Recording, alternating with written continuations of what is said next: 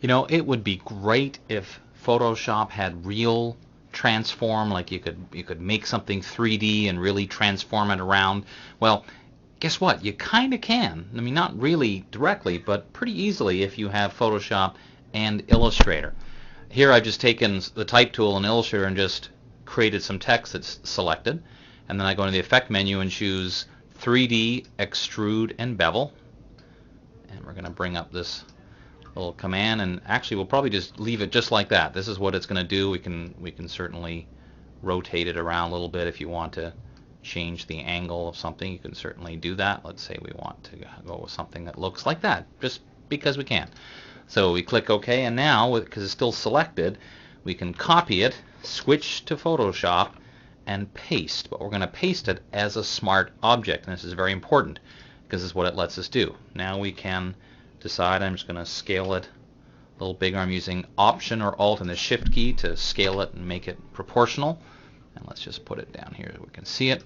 But look in the Layers palette, you can see it actually is called Vector Smart Object. It has this little shape. So now if you're looking at it and you decide at this point, I don't really like the angle or the color or the font or anything, you simply double click on that smart object. It brings you back to Illustrator. Here's our artwork. And all you have to do is find the Appearance palette, select it, and there you'll see there's one of these effects. It affects our lie, which means if I double click on it, it brings me back. I can preview it, and I can decide, for example, if I want to change to some other angle. But that's not all.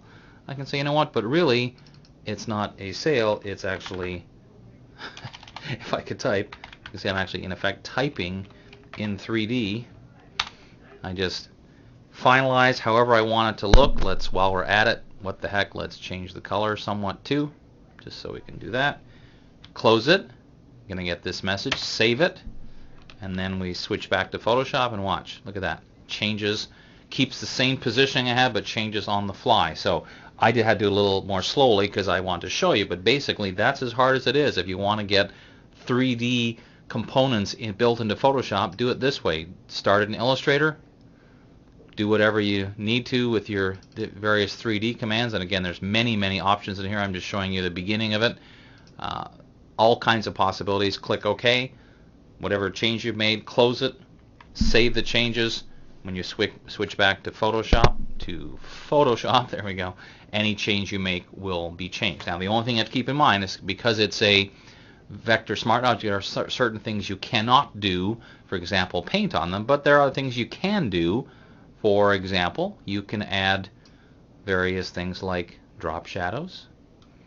So look at that. We have a drop shadow attached to our 3D.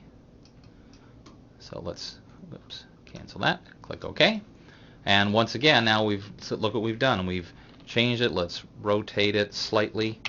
So now we've made some changes to the 3D artwork. But check it out. Double click. Same idea. Select it. Whoops. Make whatever change we wish to make. Let's make it not extruded. Turn on that preview. Make it extruded just a little tiny bit less. Something like that. Click OK. Close. Save. Switcheroo. Changes, but the drop shadow's still there. Pretty interesting possibilities if you're willing to play a bit. The interaction between Illustrator and Photoshop. As always, of course, many possibilities of what kind of stuff you can do with this. Doesn't have to just be 3D, but if you want to make 3D editions, you can, of course, easily do that as you've just seen. I'm Dave Cross. I shall see you next time.